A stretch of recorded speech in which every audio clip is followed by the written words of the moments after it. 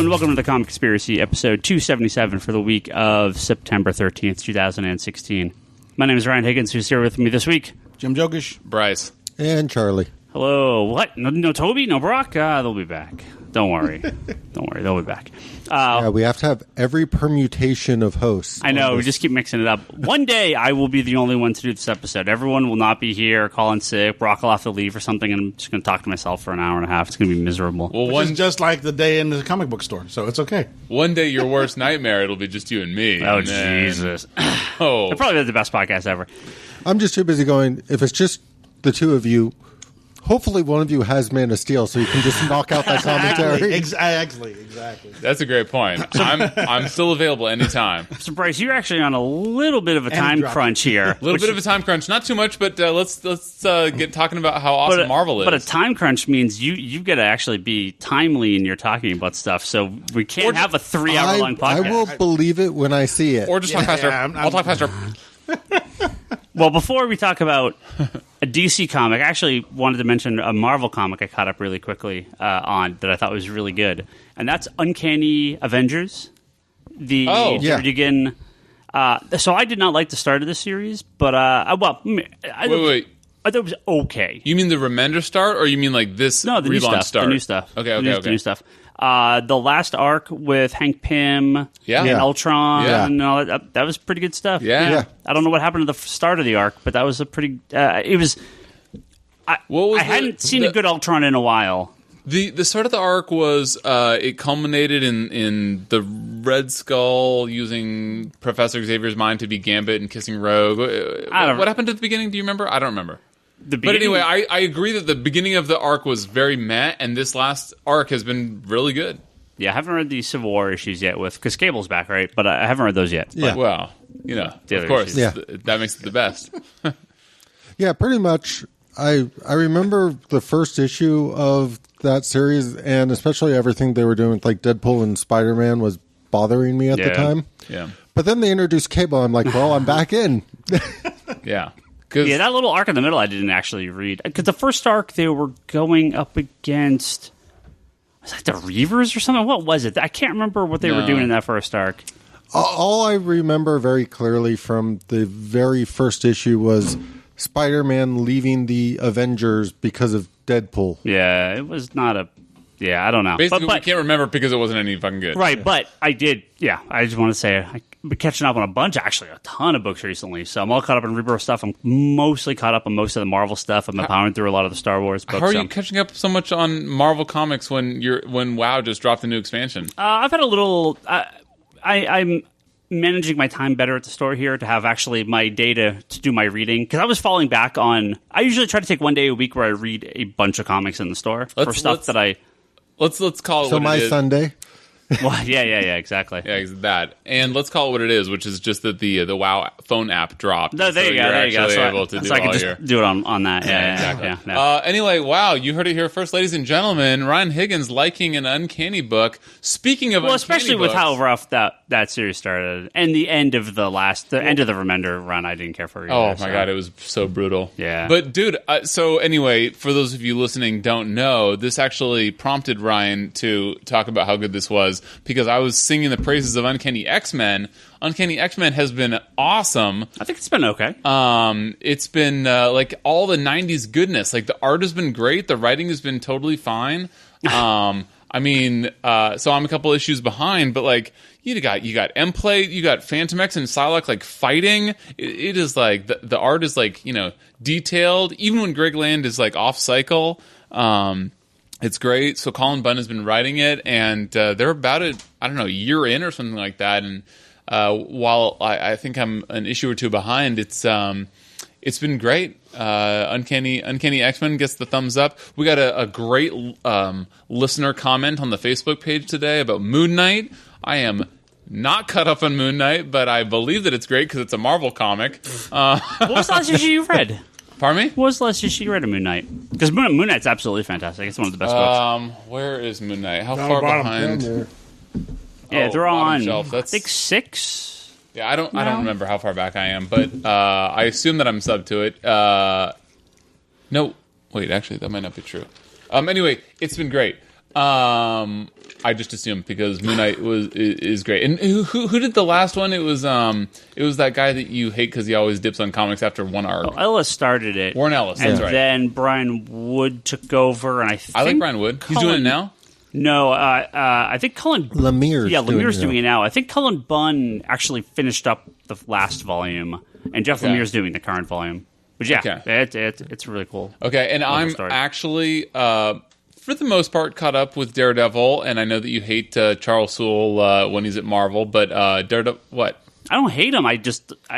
So let me rephrase. Again, the start of You've Daredevil been was wildly meh'd by him. Yeah, totally. Anyway, I've been really liking the Daredevil stuff. I think that Blind Spot is a great new superhero. Like, it is very rare. Great new drama on NBC.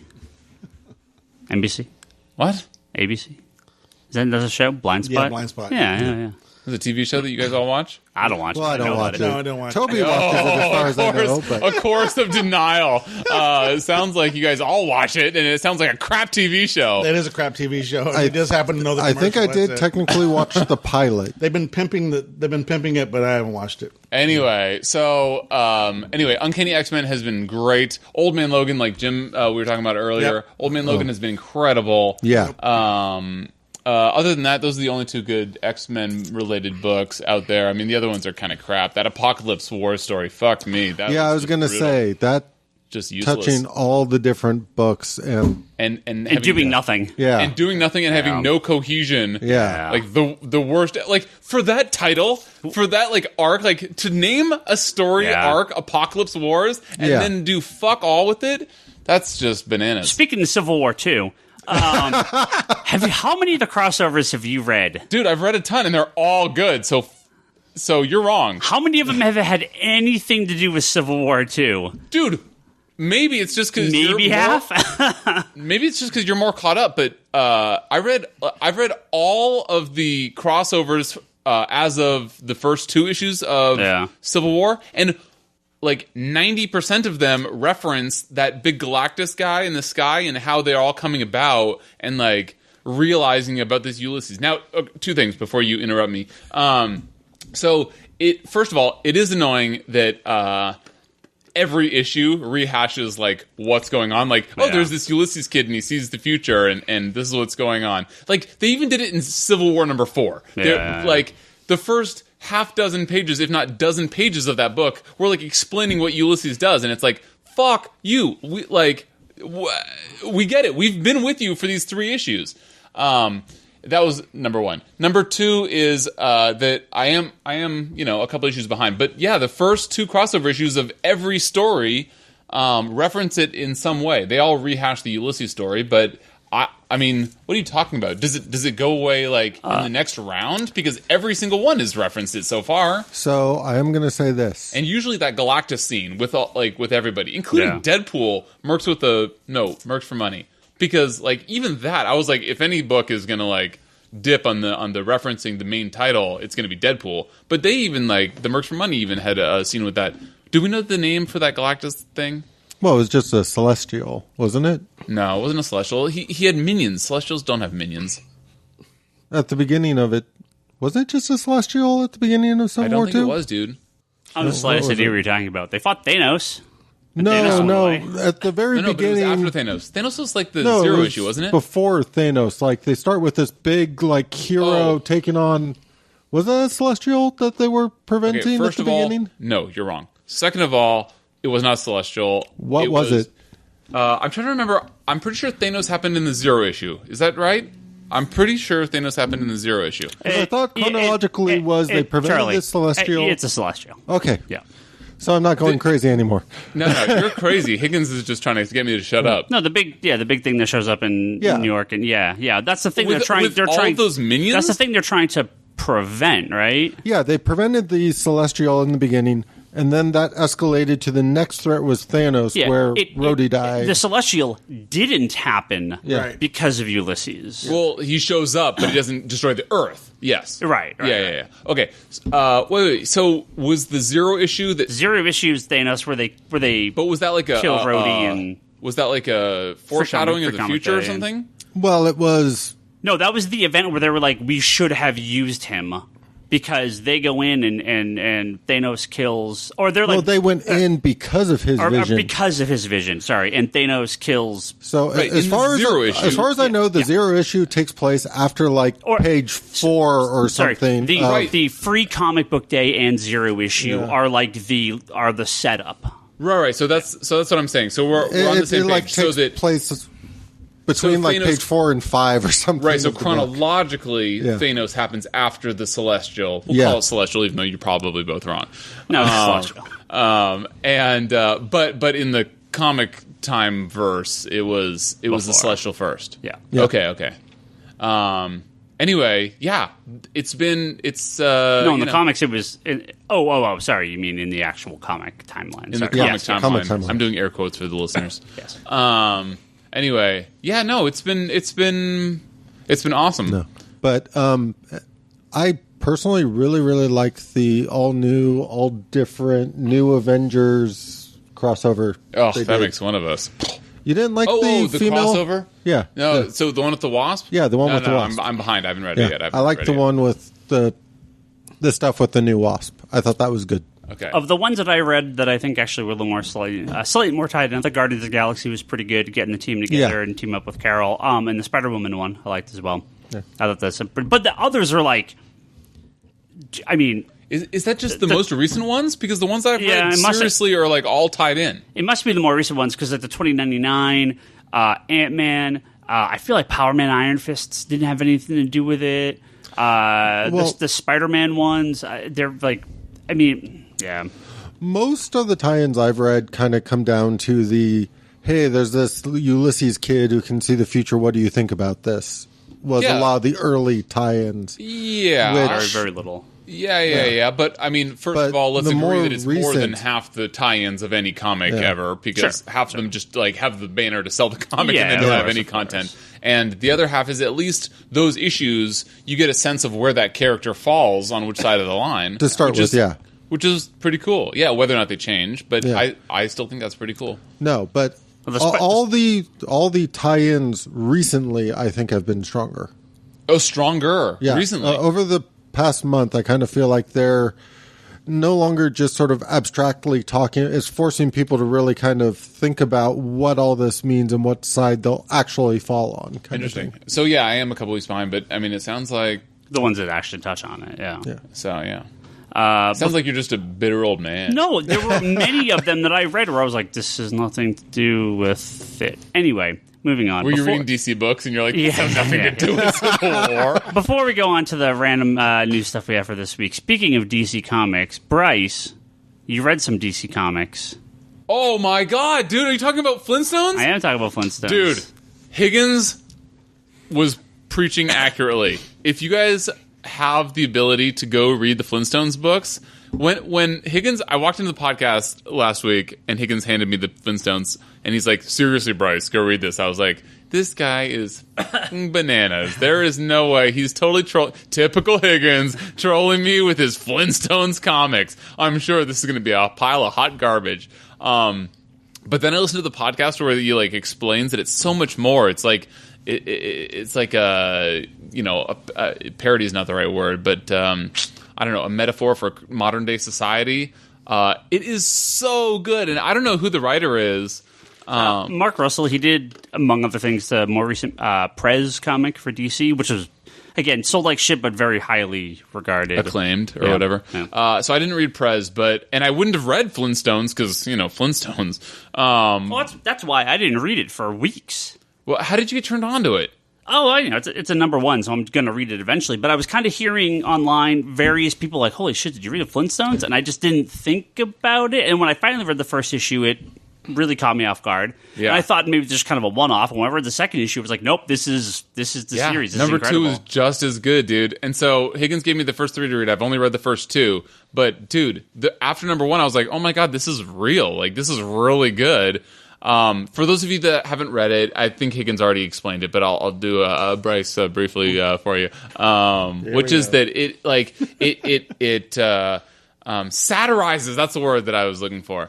Satirizes modern day society with the Flintstones, with all sorts of modern jokes and just lampooning modern day society. But it's depressing as hell. It's super dark and it's super depressing, and just like it lampoons us so hard about, you know, going to Target to shop for crap, and I can't even describe it well enough other than just to say, like, if you thought that your life had meaning, go read Flintstones, because you will very quickly realize that your life has no meaning and that you've spent your whole adult life just futilely, you know, wasting your time, basically. You know, when I asked for it last week, I called you and asked you for it. Forget it. I don't want it anymore. And then I don't want to read it. And then you'll spend hundreds of hours leveling up to 110 on WoW.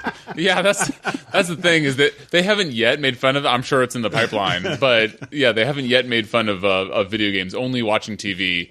But yeah, no. I mean, I'm fully self-aware when I'm reading this book, and it's like, oh, they're making fun of all the people that shop for crap. Yep, I do that. At Target, yep, I do that. And watching TV, yep, I do that. And just like everything they do, I do. And so it's just like, oh God, I'm just this person that is just wasting his life, according to the Flintstones. But, dude, I mean, to have the balls to do this with the Flintstones comic is absolutely crazy. And I cannot say enough that people should go read this if they can. It's super dark and it's pretty depressing, but you can't help but read it and be like, it's funny at the same time, right? It's funny and depressing in terms of laughing yourself. Yeah. You know, the term "having the balls" pretty much covers all the Hanna-Barbera books they've published under this line. Well, that's what I've heard. Yeah. But you know, I haven't read any of the other ones, and I wouldn't have read this except for Higgins was so adamant about how good it was. And I was like, we had a number of people contacted me, including Jim here, and I was like, we're getting more number ones, and I actually sold a big stack of 2s and 3s since. So yeah, it's. I really hope people catch on this book. Every person that messaged me last week that got it digitally or went to their store and read it, they all were like, I have to think about this for a while. Yeah. I really got to sit down and think, because this is super weird, super dark, like in no world that you would think of Flintstones is. And credit to DC, man, like to whoever had the balls to greenlight that. That's crazy. Like I see them greenlighting stuff like that for Young Animal, maybe, but like. For a Hanna-Barbera Flintstones comic, like, can you imagine parents picking up Flintstones comics for their kids and being like, "Oh, here you go, you love the Flintstones. This looks like a happy cover." Yeah, and then just reading it and being like, "Oh man, this like the covers do not accurately represent the interiors." Like just the satirical nature of everything that they do, like making fun of a different part of modern day society is crazy, because they cover so much in those first 2 issues, and I assume that it keeps on going. The third's a little more over the top, at least for dealing with things like war and what's the word I'm looking for, like invading species and stuff like that, like, you know, like conquerors. But then it also has an incredibly, I mentioned this on the podcast last week, but a very quick and you miss it reference to a classic Flintstones bit that you can just never look at the show the same way twice when you get to, it's like, it's not even like set up, it's just like thrown into a middle of a sentence in the middle of a page and just moves on immediately, and you're like, wait, what did I just read? Oh, this changes everything. It's the craziest thing. I love they don't treat time necessarily linearly. It's just sort of like this mini story might take you know 2 pages, and then we skip a week, and then it's the next, and they do it, you know, without missing a beat. We got a few news things here I wanted to cover before we get into some questions. Trying to give equal coverage to the horrible shipping nature of both Marvel and DC these days. Hey, by the way, is Civil War 5, when is that? Is that been delayed until 2018? End of the month. Yeah, we'll get to Civil War in a second. Oh, dear.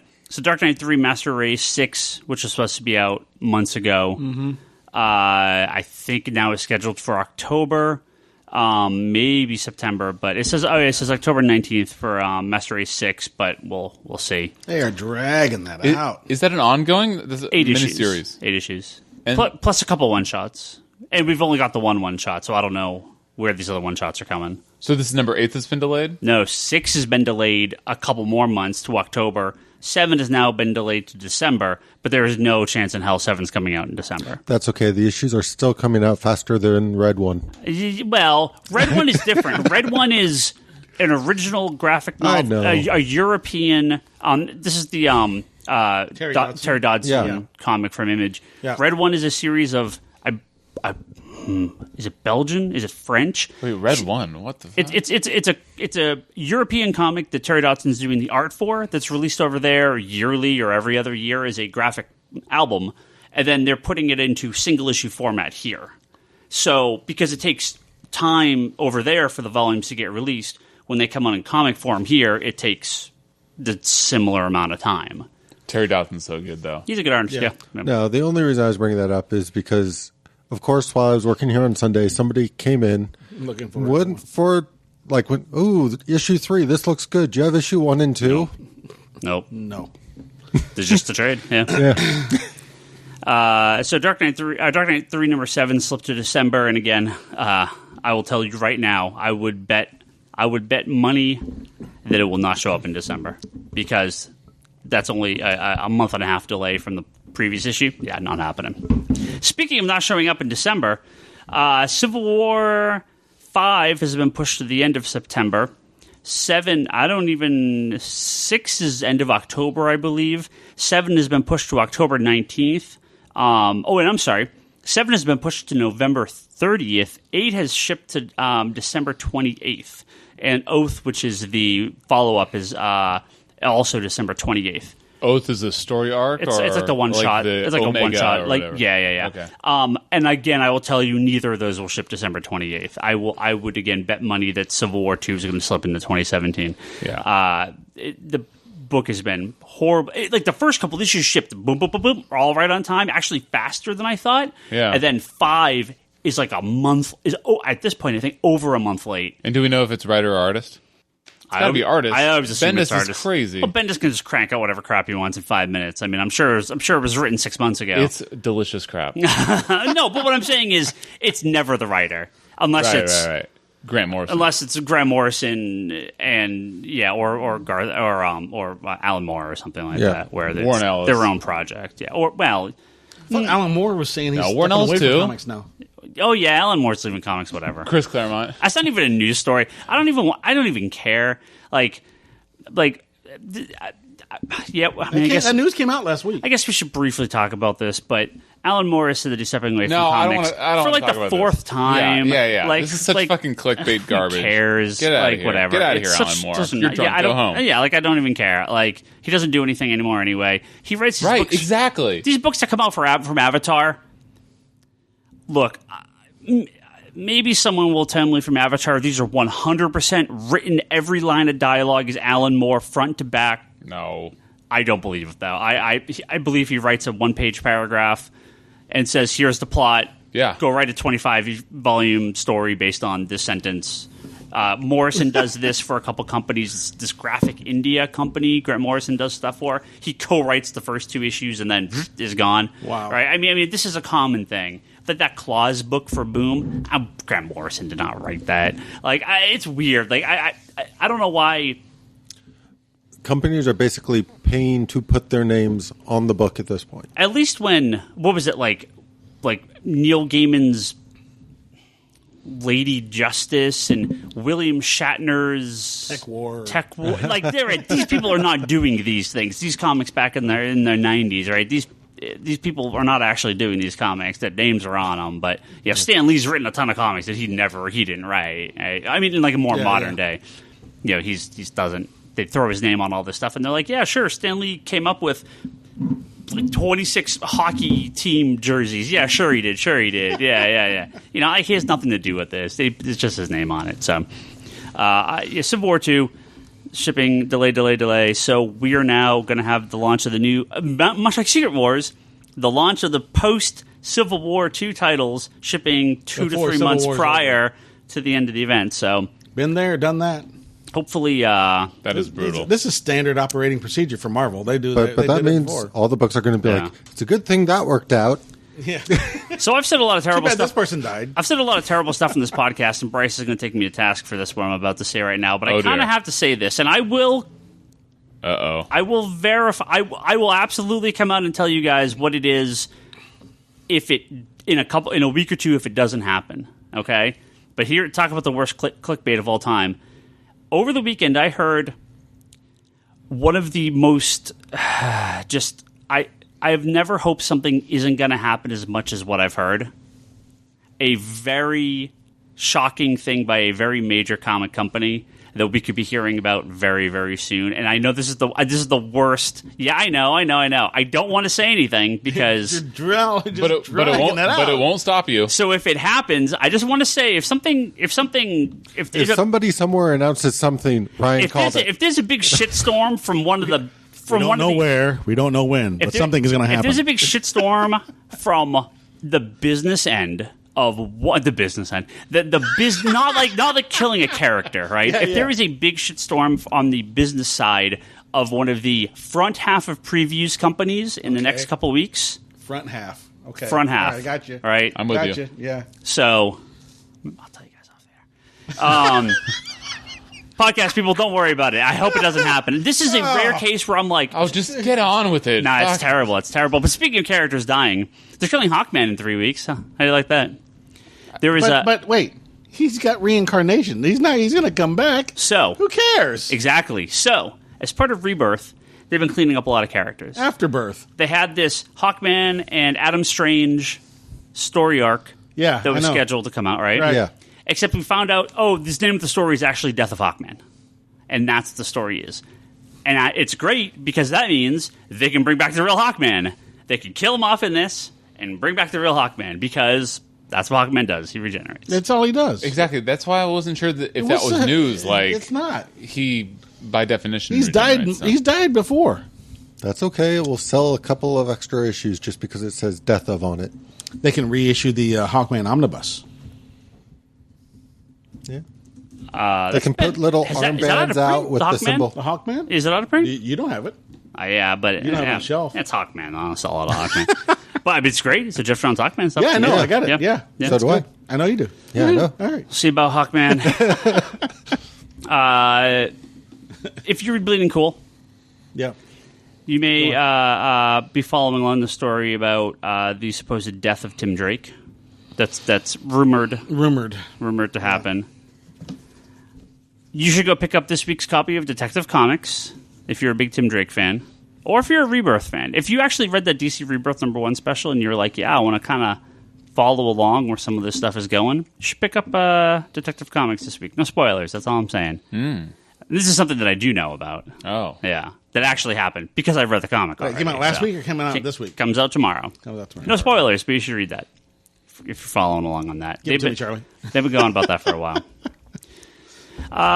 Before we get to some big TV stuff here, the last one is actually on Bleeding Cool as well. What? Big TV stuff. That's like an oxymoron. Some TV There's stuff. Nothing going on in TV right now. Keep going. Upcoming TV. My television. guffaw was premeditated. Go ahead. Upcoming television. A couple of weeks ago, we talked about Champions #1, the upcoming Marvel comic featuring all the teen heroes. Luckily not called the New Warriors. Ugh. Written by Mark Waid. Huh? Ugh. Written by Mark Waid. Oh, it's a good creative team. It's just I'm just meh on the characters. No, Mark Waid writing teenagers is where comics go to die. It's old white man writing hip young teenagers, hip multicultural young teenagers. Yeah, that's what I love. Said nobody. So they said that they wanted 300,000 copies pre-ordered. I believe you talked about this, and I kind of gave a little. I think I gave a little math on here of how unlikely that is. I don't remember the math. Maybe you did, but I do remember it being like. Sort of pie in the sky, oh really? How are you going to get there? Well, so they broke 400,000 copies. So I saw the article, but I also saw in the article that they didn't have a fucking idea how they did it. Because it wasn't Loot Crate. Huh? Because it wasn't Loot Crate. No, it's Scholastic? It's Scholastic. That was never confirmed. It's pretty much... According to Bleeding Cool, the largest single buyer was Scholastic. And Scholastic could easily buy 200,000 copies of a book like this to give out at book fairs and sell. Easily.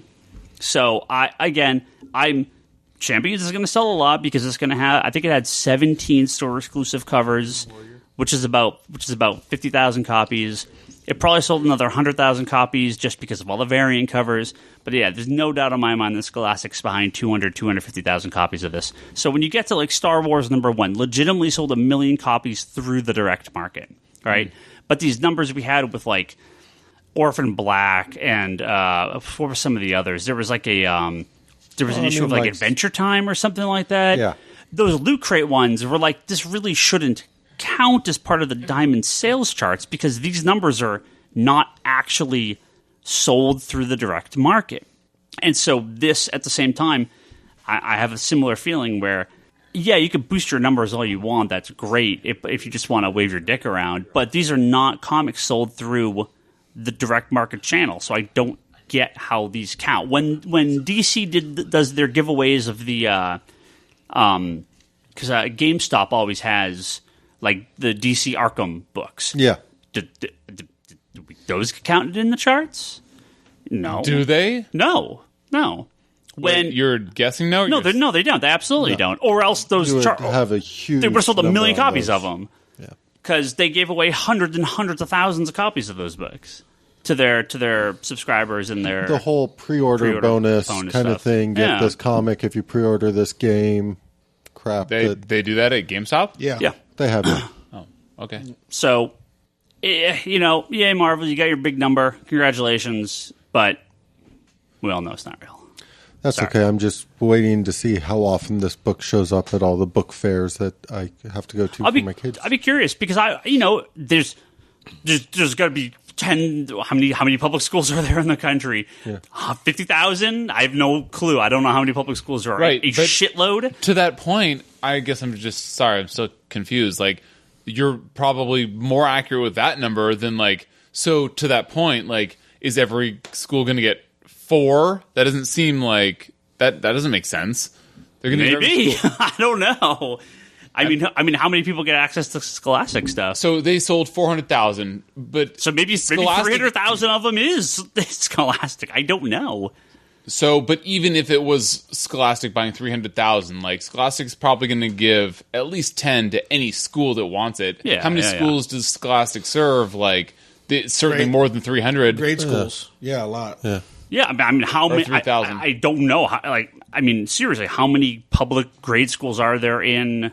Wait. So I saw the article where they were speculating that it was Scholastic. Was it confirmed to be Scholastic? I mean, or was it, air quotes, confirmed to be Scholastic?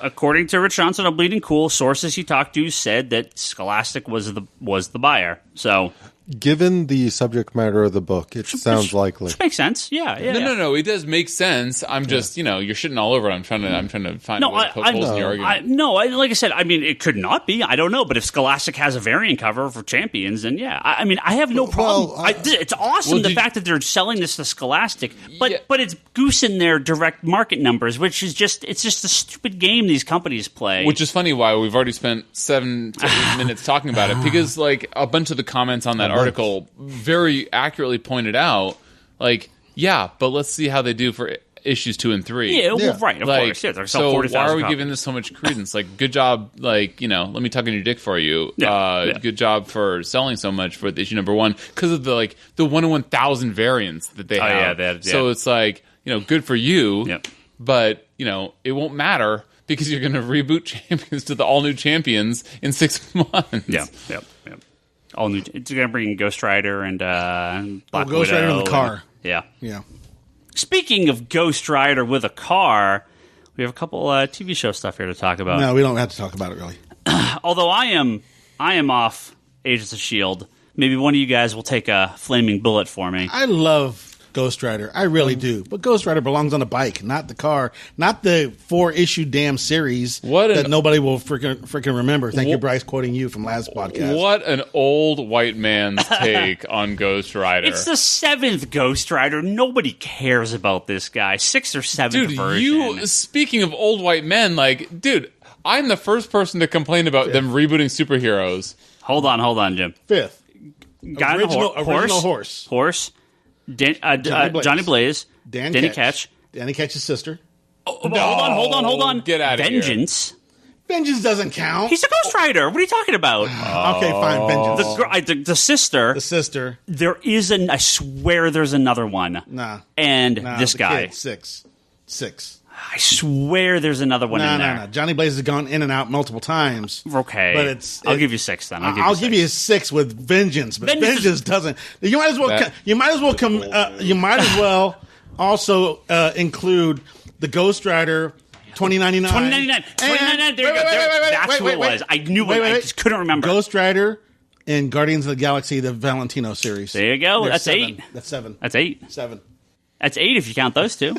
Because you have 6. Fine. I just love the fact that this could keep going.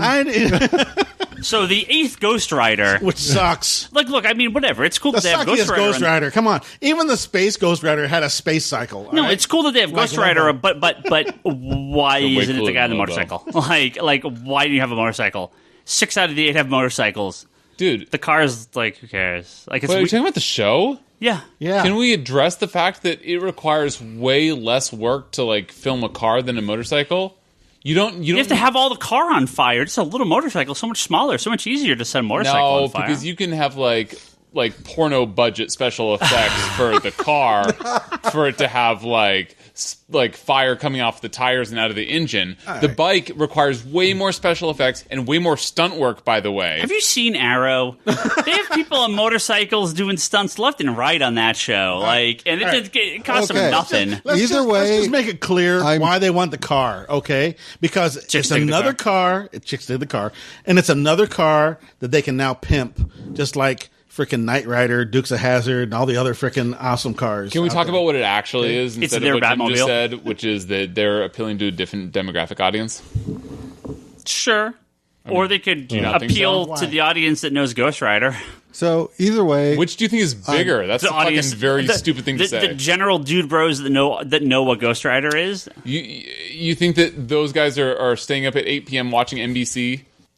It's actually it's 10 Whatever p.m. it now. is. I was about to say same audience. But I mean, 10 p.m. now? Could be wrong. 10 p.m. Well, it doesn't matter, dude. My point is that like there's not enough season. There's not enough diversity. Yeah, probably, but there's not enough diversity. Yeah. So it's 10 p.m. on Tuesday nights, or otherwise. Goodbye, Agents of S.H.I.E.L.D. You will not see a season 5. Exactly. So I mean, there's not enough diversity in comics. Period.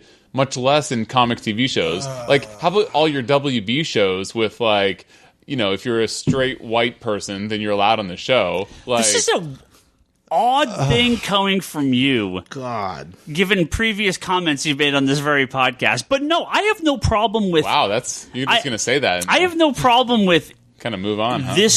I have no problem with using this Ghost Rider. I have a mass market concern with them not using the motorcycle because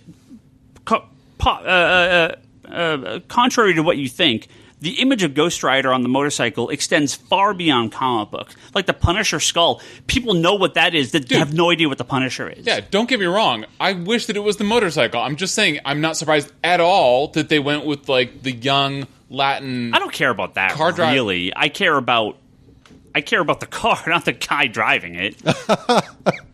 Okay. So I mean, but that's his vehicle. So whatever. I mean, right? Exactly. I'm not gonna watch it, so it doesn't even matter. Exactly. But are you still watching it, Charlie? You still watching S.H.I.E.L.D.? Yeah. Okay. Let me know if it's any good. The trailers I will let you know if it's Charlie any loves good. it. Yeah. I'm caught up with my Agents of S.H.I.E.L.D., so I'll watch the first few episodes and see how it goes on this latest season. I have a friend who's currently watching Agents of S.H.I.E.L.D., and he's like, I'm watching season 3 now. I'm like, I can't even remember what happened in season 3. What was season 3? Yeah, so he's driving a 1969 Dodge Charger. Robbie Reyes is the new Ghost Rider's name. But yeah.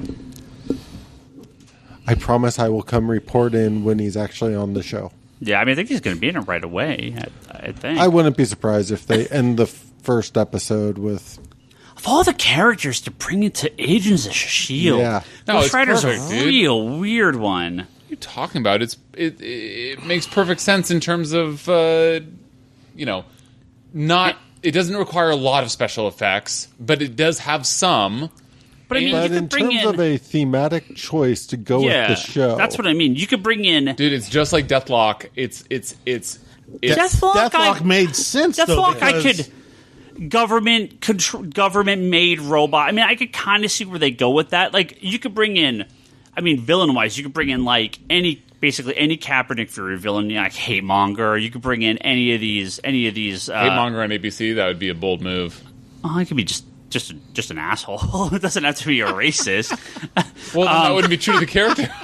But dude, also I think that you're selling the demographic angle short. I think that was probably a large decision point. I mean, so again, this is all hands in the air. I haven't watched the show. I wish that I had more time, and I wish that I cared enough to go and watch it. But it seems like they have their core team, and that it's not a very demographically diverse program. It seems like a ton of white people in S.H.I.E.L.D.? Yeah. No, they have Daisy. She's like Toby. She's half. What is it? She's like Toby. She's like Michael. What's it called? Happa. Happa. She's a halfie. Wow. There's the two that just happened, ladies and gentlemen. The two black guys on the show. One gets killed off, I think, in season 2, but there's the other guy around. Deathlock was black. So yeah, Deathlock. There is. You got the Blue Cree. What's her name? The Asian woman. What's her name? I know. She's the only one that I knew of. I forgot that Daisy was Happa. Yeah. There's Agent May. Yeah, thank you. But I also didn't know that there's 2 black dudes. 2 or 3 more. There's 2 or 3 more. I'm blanking where they went. I'm still with trying it. to like Daisy's mom was a big part of season 2. She wasn't in the 3rd season. Since you're struggling to find more than 0... but if you're bringing in Ghost Rider, I mean, where are you going to go? Spirits of Vengeance? You're going to bring in, you're going to bring in the freaking Night Stalkers? Why are you going supernatural with the Agents of S.H.I.E.L.D.? That's what I said. It's a weird choice. Yeah. Dude, I'm telling you, it's demographic. Well... That or they're doing a Hail Mary to be like, well, maybe if this show falls, we can spin off something new. I will tell you that it'll be the best Ghost Rider programming ever produced ever. Have you seen the second Ghost Rider movie? Yeah, it's incredible. It's incredible. It is it's the greatest thing ever made. That's hyperbolic. Of course it is. It's terrible, but it's amazing. When I was over in Taiwan, I went and saw it. I was like, it couldn't be that bad. And I went and saw it again. Oh, it's and it's horrible. It really is. So I bring up I always bring up 2 movies. Ghost Rider, where I was like, this is so bad, it's great. And the Spirit. A Vengeance, yeah. No, the Spirit. The Frank Miller Spirit movie. Okay. Which is so bad, I am confused by it. I've never been so confused by a movie in my entire life. That movie, I just don't know what to make of it. I just shake my head during the whole movie. I'm like, what is happening? I don't know what to think of this movie. But speaking of diversity, Bryce. Speaking of diversity. I'm all about diversity. Speaking of diversity. Unless those damn kids don't get off my lawn with regards to Marvel superheroes. We have another DC show coming. This time to Fox. And this is a live-action Black Lightning TV show. Is that confirmed? I thought it was rumored. Is that confirmed? I mean, DC's Black Lightning on Fox. That just sounds like a whole bunch of oxymorons. Yeah, no. I mean, it's. Is Trump in charge of programming? I mean, I'm reading this specifically off Screen Rant. Now is one of the producers on Fox's Black Lightning. Yeah, because this is coming from Greg Berlanti, who did Arrow and Flash and Legends of Tomorrow and Supergirl and others. Brought to you by the same people who canceled Firefly. Yeah. So yeah, I mean, I don't know if there's a dates set for this or anything. Probably next season. We have Powerless coming as well in January, I believe. Yeah. So that has a fairly diverse cast. So yeah, Black Lightning is one of those characters I like him as a team-up character. I think there's a lot of characters who work great as part of a team. I liked him in Justice League, but solo stuff wasn't. There's never. I don't think Black Lightning's had Outsiders, he was good. Right. I team think, ups, like you said, team ups are good. I'd be curious if the Black Lightning show goes a little heavier on the Outsiders to bring in, like Green Arrow. Right. I love Green Arrow, but the show was made because of the supporting cast, right? I mean, and Flash especially, right? Yeah. I mean, Flash is a great character, but they did a ton of stuff using the supporting cast. So Black Including Lightning, the Rogues, yeah. right? So Black Lightning, I feel like a little tough sell as a solo, like solo only, no other characters. But if they can bring in the greater DC universe, then characters like the Outsiders would be a great match. Maybe Brock will finally get his Geoforce. Yeah. On Fox. Are you being sarcastic? Yeah. They've had. I mean, they've had every friggin' character short of Batman on Gotham at this point. Which are you arguing that as a pro of the show? Gotham's a really fucking weird show. I mean, I agree, but I was wondering if you were arguing that that's a good thing. Well, I think it's a good thing. They have the ability to use any character they want. Well, no, to me, the worst thing that they could do in Gotham at this point would be to have Batman in Gotham. At this point, I just want it to be an alternate universe where there never is any Batman. And Gordon's Batman. Exactly. Whether or not they did that, Charlie would give it a 10 out of 10. No, I cannot. No. I can give some episodes. I can give some episodes. An 11 out of 10. Anyway, so what I'm saying is that Black Lightning solo show on Fox. I mean, come on. Well, that's what we're saying. The strength of Black Lightning is going to be to bring in supporting cast, someone like the Outsider, someone like Katana, because it's, again, a lot of these characters, and this goes for Green Arrow as well, that it is a tough sell, I think, for a solo show without the larger DCU behind them. And Batman could pull it off, Superman could pull it off, Flash might be able to, but the great thing about Flash is time travel and alternate dimensions, which bring in the greater DC universe. So I think that's why Agents of S.H.I.E.L.D. has suffered so much, because the amount of Marvel universe they've been able to bring in has been minimal. Right. And so Black Lightning totally agree. Is a tough sell as solo Black Lightning with no other named characters. Is that what the sell is right now? We don't know, right? Nothing's been announced other than we're making a show. Black Lightning character is so obscure, I don't even know his origin. Dude, that sounds like a bad idea. That sounds worse than Agents of S.H.I.E.L.D. So Agents of S.H.I.E.L.D. sounds like a great show, and there's been, is it 4 seasons? This will be the 4th. Of me just being, wanting to watch it, if that makes sense.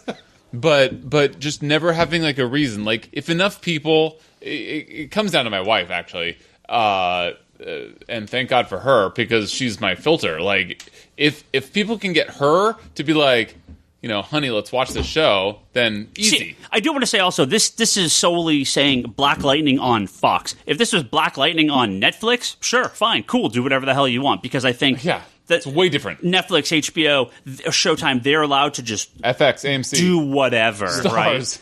Right? Sure, yeah, but when you go on AMC, when you go on ABC, CBS, WB, Fox, you are limited in what you can do on those shows, because like Luke Cage, I'm sure is going to. Luke Cage has never had a great solo comic. Even Power Man wasn't that good. No, but he teamed up with Iron Fist 50 issues in, right, and that was the entire rest of the run. And he's only had miniseries, 48, but he's only had a handful of solo comics since then, and all of them bombed. Yeah, they've never been very successful. Cage, no good. But again, Luke Cage, with that's Power. Okay. The Gendy book, all hope for the Gendy book. Luke Cage with Iron Fist, with Heroes for Hire, with Misty Knight, and then jumping in the Defenders, with the Defenders, with these with these other characters. It's like they work so well together, and it makes it. And the potential for the show is better. Bringing in characters like Iron Fist and Jessica Jones into the Luke Cage show, which they're going to, is going to propel that show. Again, Daredevil. I feel Daredevil has enough of a story, kind of like Batman. He has enough characters. A big log of characters that can support. You can go with, but Jessica Jones, I give Black Lightning on Fox 13 episodes, a half a season, and they're going to flip it on CW. If it wasn't for Purple Man, Jessica Jones wouldn't have been a show. It would have just been like, whatever, who cares? But they had such a good villain in Purple Man, and such a specific story to translate to television, that I think that they had that, but they're like, I don't even know what you do on a second season of Jessica Jones. I don't know where they go with it, because that's her kind of one big story, and unless it's her and Luke Cage. Can I just say Jessica Jones sucked? You're wrong as hell. Jessica Jones. You can say it. I think Jessica Jones is the best. of the Marvel. You also think that Man of Steel is the third best comic book movie ever. So. I don't think it's the best. I think it was good. I like Daredevil season 2 better. I did not. I think the. And we talked about this, but I think the Punisher stuff for Daredevil season 2 was incredible, but the Elektra stuff was the worst. It was better than the movie. That's not saying a lot. That's your bar? You're supposed to be on my side, bro. That's the worst bar ever. My standards aren't as high as yours, all right? I got low standards. I'm happy. This is a comic book time. We got comic book movies, even though some of them are junk, but it's not the freaking 90s with the rubber suits and crap like that. No, so come on. Hey, long live the rubber suits. Bring them back. All right, we got a bunch of questions here. Let's answer a few before Bryce has to bounce. I'm going to bring you a copy of Legends versus the Legends of Superheroes. What do you got, like 15 minutes or something? Kellery Teal, please do. How much longer you got? You got like 15 minutes? All right, let's hit a few of these. 15 minutes. I have 15 minutes. I don't know what time it is. Here from the better half of the Geek Box regular April Scott. What? On Twitter asks me a question. Famous April Scott. Famous April Scott. Did she listen to this? Drivel? I don't know, but she asked me a question on Twitter when I said ask questions for the podcast, and her question was, why do you love everything terrible? That was her question. Yeah. And I asked her let me guess, it was directed to you, not me. Yes. I asked her if Ryan Scott hacked her account, and she said, no, it's the one thing we agree upon, though, is that I have terrible taste. So there you go. Higgins, I love you, but spoiler alert, there's a lot of fucking people that agree with that sentiment. Sure. That we love you because of your adamant denial of relevant, actually good things and your actual love of terrible things. I can admit when I love something terrible. And that you are more stubborn than my beautiful wife. But I can defend... I am never going to say something like, let's say, Suicide Squad just broke 700 million worldwide box office. Just had to get that in there. I will never sit here. Bring it up. I will never sit here and say the Suicide Squad is an A movie, A plus, great, excellent, best. Never, yeah, but never. But I will fight back against tyranny. 26% on Rotten Tomatoes and people that believe the movie's trash. No, I'd even fight back on 26%. That's pretty aggressive. But the point is that you would give it an 80%, whereas like most rational human beings would probably give it like a 49%. Well, I said this. It's a C, and then it has Captain Boomerang in it, so it's a B because that's me. Yeah, and I understand. Fantasy world, bro. I completely understand that. But average guy walking off the street, yeah, it's a C. Sure, I totally believe that. Wow, C is pretty aggressive. Okay. One here from. Wait, to answer April. I assume that you listen to every word of this podcast. I say mostly sarcastically, so I will answer. Why does he like all the worst things? Have you met Ryan Higgins? He is the most stubborn bastard ever. Have you met Ryan Scott? Have you? Okay, I will grant you... Wait, let's not bring up that bromance, please. I don't want to relive that day. I will grant you that Ryan Scott is a handsome gentleman. No. So I will say that Ryan... Third best host of the Comic Conspiracy Podcast. After that one episode Brock hosted when I was trying to set up our point-of-sale system all night. You do remember that was the day we all got fired, right? I was going to say, I haven't been the podcast host ever. How is Ryan Scott the third? Do you win or lose? Nice.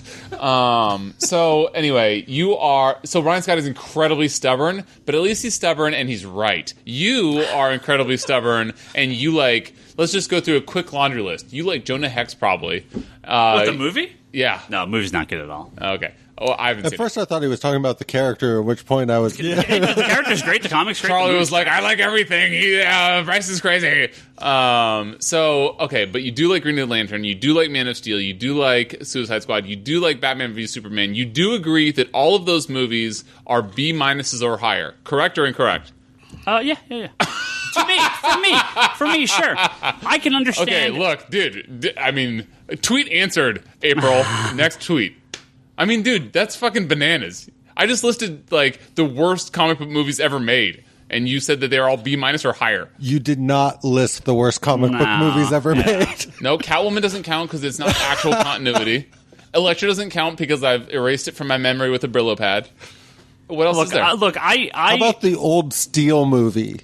I will. No. I'm talking about since you hit puberty, Charlie.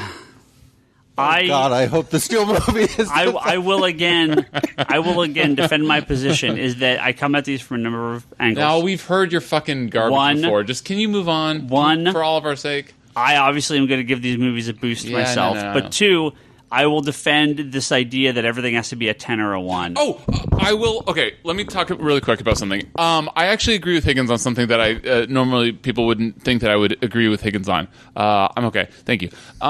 Is that two things? First of all, I actually agree with Higgins on two things. This is going to blow your mind. So, first of all, it is kind of crazy, the Rotten Tomatoes thing, and this is why I think that Suicide Squad was absolute garbage, but deserved higher than a 29.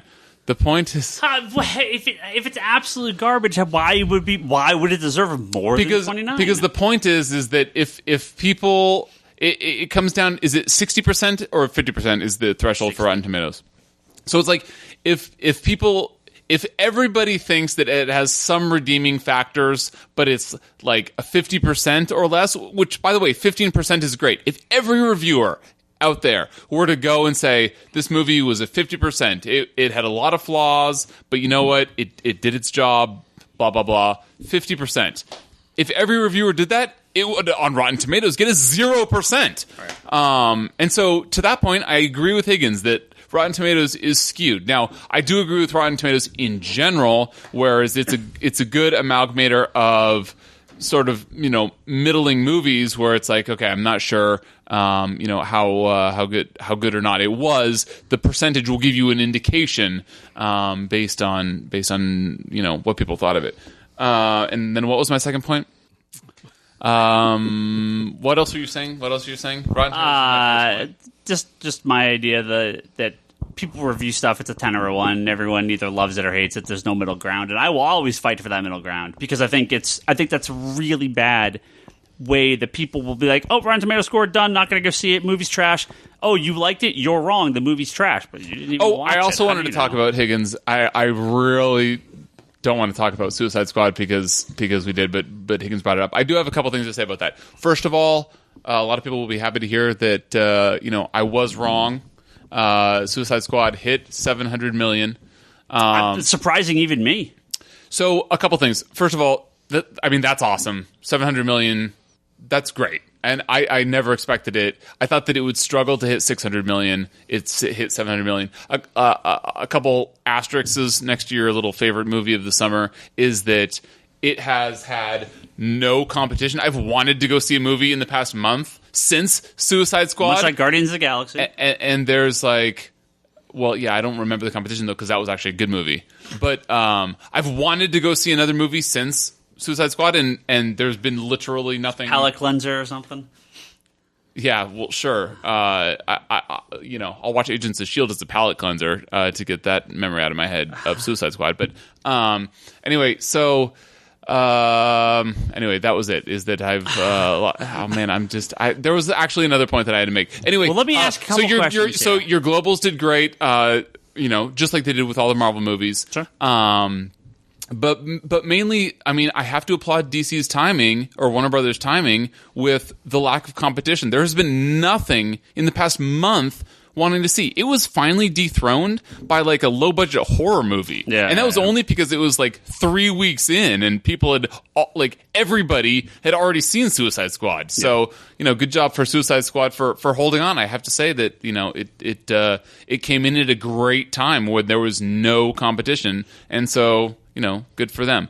I also need to point out that you said that your rumor, since you very well debunked and eloquently debunked my whole theory about budgeting, that they said that they needed to make $800 million for it to be a success. I think that even despite the lack of whatever competition, that it's probably not going to hit $800 million. No, but that's bullshit. That 800 number is bullshit. Second of all, have they announced a Suicide Squad sequel yet? No, not yet. They haven't officially announced anything past Justice League at this point. Okay, Flash. Movies. The Flash is happening. Cyborg's happening. Sure, but can we agree that both Deadpool and Guardians of the Galaxy announced sequels within a week of their release, and that was because of the strong word of mouth and strong box office ticket sales? Well, Deadpool had the thing at the end. Guardians. when did they officially? No, I don't think they officially announced Guardians 2. I think it was like 4 days later. I mean, wasn't it before the end of opening weekend? I don't remember.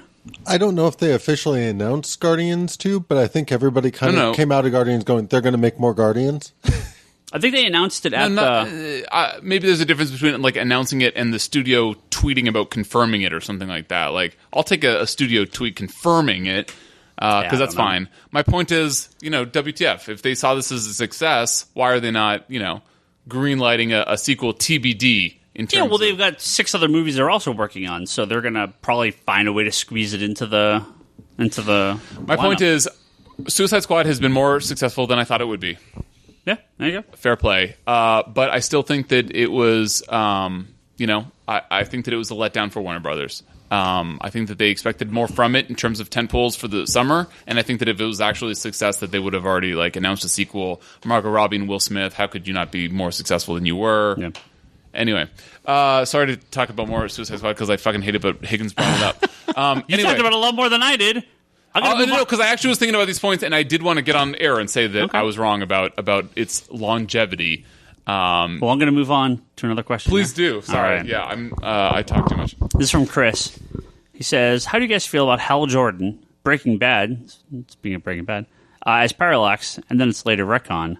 I think just asking in general, what do we think about the entire Parallax story? Wait, Parallax, has he become Parallax again, or from back in the day? No, it's just he started back in the day. And, I mean, for me... I love it. That's my answer. I've always viewed that differently than most people, it seems, because they pretty well established that when Hal Jordan went into the Battery, which is after he already wiped out the core and after all of this, at that point he was just under the general kind of influence of Parallax when he wiped out the core. It wasn't till he went into the Battery that he was actually merged with the entity and that kind of stuff and came out as Parallax, which means he still has some culpability, in my opinion, for the whole wiping out the core and all that, which they kind of carried over in the early issues of John's because he was still carrying the guilt of all those actions. So I don't really have a problem with the whole idea of he fell so far that he learned from that and grew from that and came back stronger than ever. I'm not a big fan of the idea of, the Parallax entity made him do all this, therefore he's not responsible for it at all. I've never really believed that. So, well, I think when it happened, it was pretty crazy because as they were going through it, a bunch of characters were changing over a number of years. You had Batman, Superman, and Green Lantern, and I think they were cool changes. But you figured this was going to change back at some point. Well, yeah, I didn't think it was going to take as long as it did. Yeah, I always figured Hal would come back, and the longer it took, the more amazed I was for sure. Yeah, which is. I remember coming into the shop and talking your ear off when they first announced Hal was coming back. Yeah, but I don't think anyone could have been prepared for Rebirth. It was just, just so incredible. I liked Hal Jordan. I liked him as Green Lantern. I have that entire run.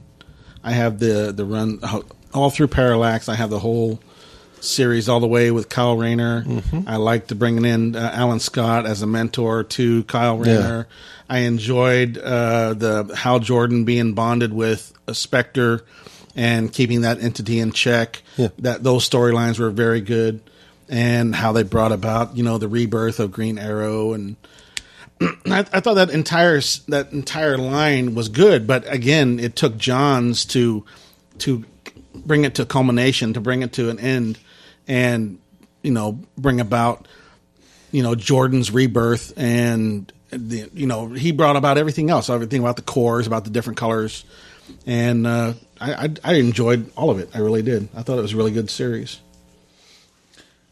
Yeah, my input from my love of '90s is less than these guys, but I don't mind at all that they retconned it. It's part of that's comics. Yes, that's what they do. Exactly. Thank you for being so much more eloquent and concise. Didn't enjoy the Gauntlet so much series before in 52, but I have enjoyed the new Rebirth stuff. It's from Peter Blanco on Twitter. He says, what returning comic or superhero shows you guys looking forward to the most? The one's coming up soon. Shows, did you say? Yeah. Movies? That Luke Cage Netflix show looks super cool. Yeah, I'm excited for that. I mean, that looks awesome. That looks like a total left turn from what they've been doing. Although Daredevil was very different than Jessica Jones. Yeah. So. But by the way, before we get a whole bunch of hate about my Jessica Jones comment, I like Jessica Jones. I just didn't like it as much as Daredevil, and everybody's nutting over Jessica Jones. And it actually, I'm in the minority, but it was because I think it's a surprise. Quite the backpedaling you have going on there. Dude, they call me Backpedal Bryce. That's I think Jessica Jones caught people off guard because I think it was really well done. Because Daredevil is like, it's not that hard. I mean, it shouldn't be that hard to have a good Daredevil TV show. But Jessica Jones is kind of that's a right. Reach My point is just that I was talking a lot of shit about it earlier, and while I did not like it compared to Daredevil, when everybody else, including your Rotten Tomatoes friends, love it so much. Yeah. I'm just saying that it was I think fine, they've all but been people very fucking love it. What? They've all been very well reviewed. Daredevil and Jessica Jones, I think. So yeah, but I love Daredevil, and I was very meh on Jessica Jones. That's all I was saying. I didn't mean to give it so much shit. I'm looking forward to Iron Fist. That's I don't know anything. Do we know? I don't know anything about it. Wait. I cast the guy, Let's hear but it. that's it. Let's hear it. I like how you went from, let me explain it was good, and then you finish with, well, it was meh. No, Nah to you. Yeah, You could see the quality, but you didn't care for it. yeah. Much That's like a good way. That's a good way of putting it. Much like I as can- much as I'm just is retrobate the right word? Just like of me, agreeing and my, with you. just like me and my Retrobate. DC movies. Retrobait. I don't think that's a word. That's a new word. No, retrobate is definitely a word, but it doesn't mean what I meant it to mean. It means retrobate is like a misbehaving youngster, like a person. Well, I am very much looking forward to Flash, and of course, Walking Dead coming. It's a word. I'm telling you, it's a word. Okay. Yeah. So. Yeah. You can take your DC shows and stuff them in a sack, Mister. That's okay. Our DC shows outnumber your Marvel shows at this point. They do outnumber, but they definitely don't out quality. I'm actually really, really curious Zing! about the second season of Legends of Tomorrow because That it got has picked up for a second season. Oh yeah. Yeah. It What did do you really. mean? It did really well. Yeah. Was it really good? Yeah, it did really well. No, it was not. That's really not what I good. asked. It was not really good, but it did well. Okay, then that's a good answer. Then that's a fair answer. I want the second season to be great. There were moments of greatness in it, but I think. So it's the Agents of S.H.I.E.L.D. of the DC shows. I think better than S.H.I.E.L.D. I think the problem was it jumped around too much. I really hope they stick to one timeline and just build a one plot because I felt the jumping around was too much. No, I concur with I hope it's better. I'm not sure it needs to stick with one timeline. I think they need to learn from what didn't work in the first season and try something new. Yeah. So you got a bunch of questions here. Let's go through a couple more of these. I'm very excited for Flash, obviously, with the Flashpoint stuff. But I also really want to see where they go with Supergirl from here, because the first season of Supergirl was super and bringing in strong. Superman. Yeah. I'm very excited for that. So Supergirl's switching networks? Yeah, it's on CW now. Yeah, Supergirl's Monday. Oh, it's Arrows. moved to the CW? Yeah. Supergirl's Monday, Arrows Tuesday, Flash is Wednesday, Legends is Thursday. Yeah. That's pretty cool, They man. almost have the week I am It is going to be a 4-part crossover between all 4 shows. If it wasn't for the fact that it was CW, no, even though it is, I'm jealous of not having our own good Marvel TV equivalents. I guess we'll just have to settle for the fact that the Netflix stuff, and the Netflix stuff is great. I mean, there's no question about the quality of it. Wait, tell me in a second. This is from Kareem. He asks, "Will the Cyborg Solo movie lead to a Teen Titans movie?" I think the Cyborg Solo movie should just be a Teen Titans movie. Again, tough character to have solo adventures about. That's going to be brutal. But a Teen Titans movie would just kill, and he can easily be the main character, no question. Exactly. Well, no. I mean, Robin could be the main character. Well, but the Cyborg's part of the Justice League, so if they're going to do a solo movie, it's a solo Cyborg movie. Again, I mean, dude, I'm telling you, that's a major market opportunity because, after Justice League, the trilogy or whatever they end up double movie, they could do a huge Titans movie. They could, and Cyborg could be part of both. Yep. But Robin and Cyborg could split. Co-lead it or something. I think Cyborg's a great character, but doesn't have the history of solo adventures. Even characters like Aquaman, depending on what they do with it, Aquaman can do, but that's like different because Jason Momoa is such a badass, though. Well, right, because they're going in that direction with it. But I think you have a tough without bringing in the Justice League or the greater DC universe as the backdrop for Aquaman. Aquaman's solo story with just Mera and Volko and Garth, like that's tough to me. That's a tough sell. Batman's easy, Superman's easy, Wonder Woman's easy. But these when you get down to even Flash and Cyborg and Shazam, I think those get a little tougher. Cyborg's never had solo. I mean, couples. He's had a couple. I mean, he had something in New 52, and that was it. I mean, yeah. I mean, it's all Titans, Team Titans, Titans again. So, yeah. Are there any other questions that I can help with? Here's one for you, Bryce. For you as you're leaving. This is from Christopher, and let's wrap up on this one. We had a few others, but let's wrap up here. He says, Christopher asks, characters you used to love and now hate, and why? And characters you used to hate, but now love, and why? What's a character that you used to hate, and now you love? Wow, that's a great question. So, Cable. Spider-Man is actually on my list halfway. I grew up with Spider-Man. I love Spider-Man, but the Clone Saga just broke me. And so I hated Spider-Man for like a decade, but I'm back, baby. I'm back. I love him. So characters that I used to hate and now that I love, Spider-Man. Characters that I used to love and now I hate. I mean, I'm sorry, but it's so Rebirth Deadpool might change it, but no, it's a bunch of DC people. Like, I mean, prior to my presence on this podcast, like, I was like, 60-40, 70-30, like Marvel, DC, but I read a fucking bunch of DC. And I loved a bunch of the DC, and then New 52 changed a bunch of it. So, I don't know. I mean, don't get me wrong. Marvel has way more flaws than DC. So, that's not true at all. But, like, I don't know what they did with the core. Like, I feel like, I don't know.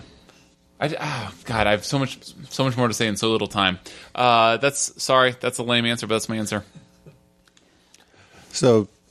You brought up Deadpool. Deadpool's a perfect example of a love, hate, love example. Oh, okay. That's my answer. And Charlie's going to explain why. Well, because when Deadpool first got started with the badass mercenary, absolutely loved him. Yeah. Then he went That's like the textbook answer. Yeah. Went in, I don't even know how to put it, but they basically turned him into a joke for a long time. And what do you mean for a long time? Currently.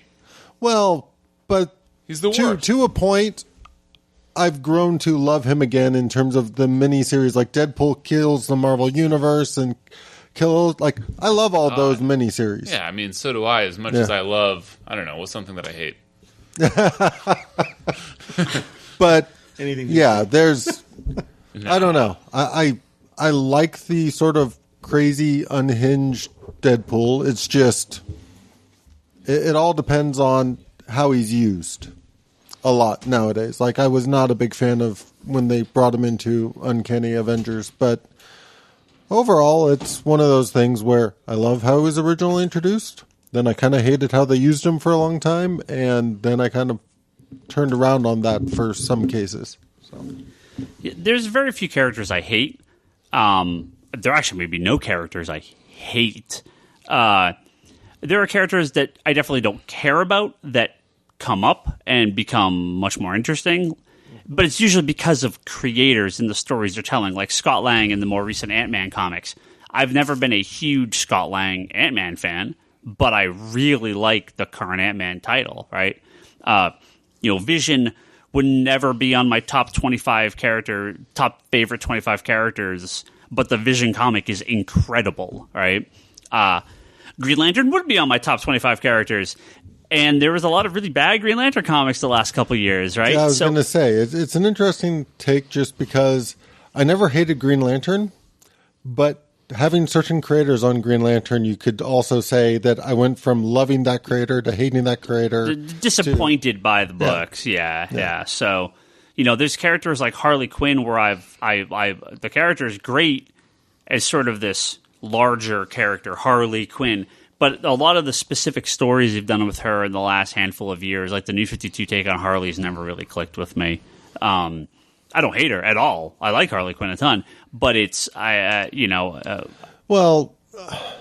so the Palmiotti Harley Quinn book, I enjoy the book, but I also have a sort of distinct way of not necessarily viewing it as Harley. Like it's a very specific story. Yeah, it's a silly Elseworld Harley. It's not the traditional Harley that I associate Stoner with. Harley. Yeah.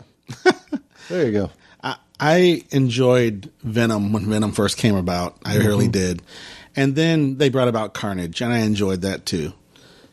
Then they started in with the rest of the symbiotes, and then they've gone into Anti-Venom and Toxin and Venom Space Knight. And it's not Venom. I'm just having fun going, you're making it sound like the Clone Saga.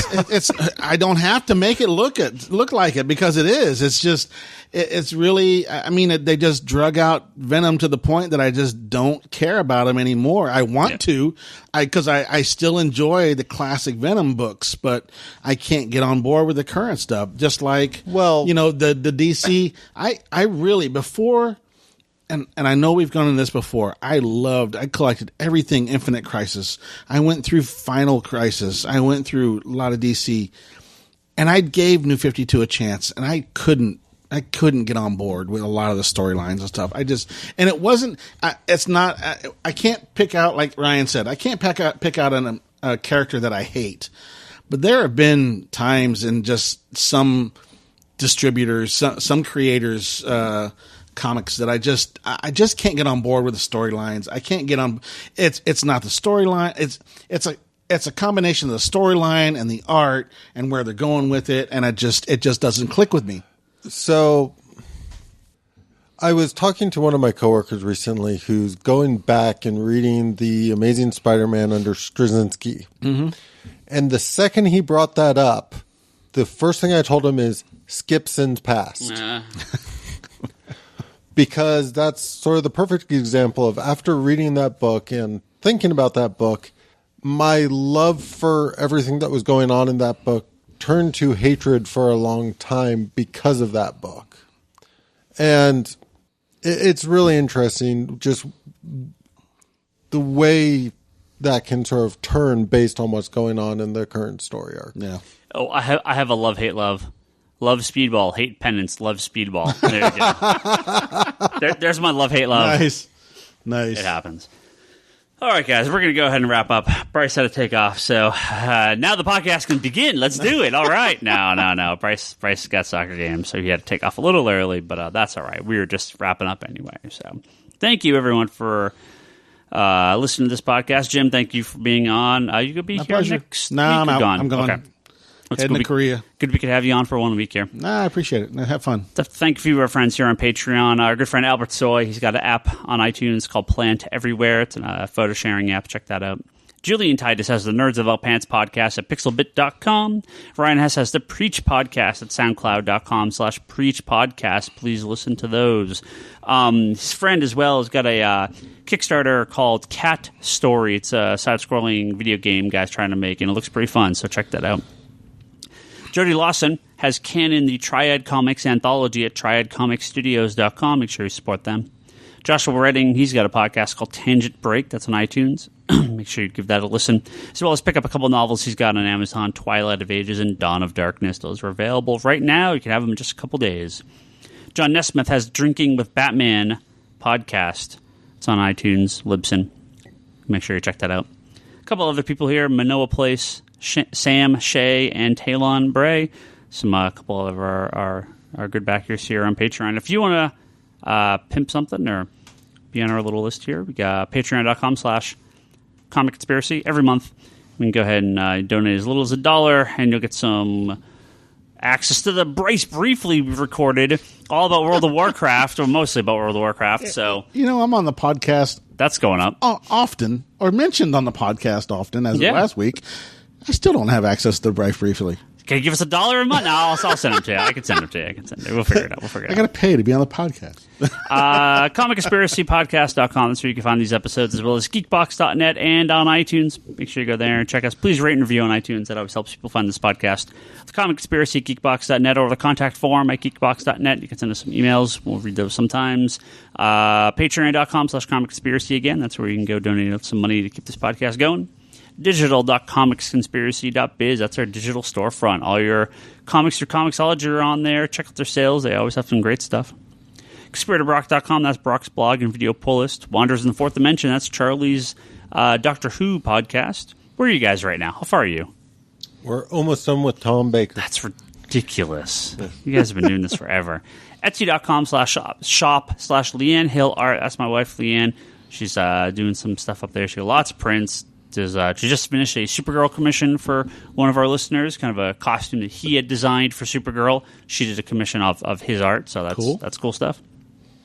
On Twitter, I'm Ryan Higgins Ryan. Brock is Brock Sager. Bryce is Larsen Bryce. Toby is Toby XI. Charlie is Incendiary and Chaos. Jim is LD Exterminator. The store is Comics Con Store. Check all those out. Check out my eBay store, Zombie Comics. For hot zombie comics. For collectibles and you always put like statues and stuff up there, right? Yeah. Jim's always flipping stuff. Give him some money so he can he can buy more Ryan. comics. Yeah, so he can pay me. Geekbox, Comedy Button, Good Job Right Now, Talk Podcast, Manga Machinations. Those are their podcasts in our network. That's it for this week.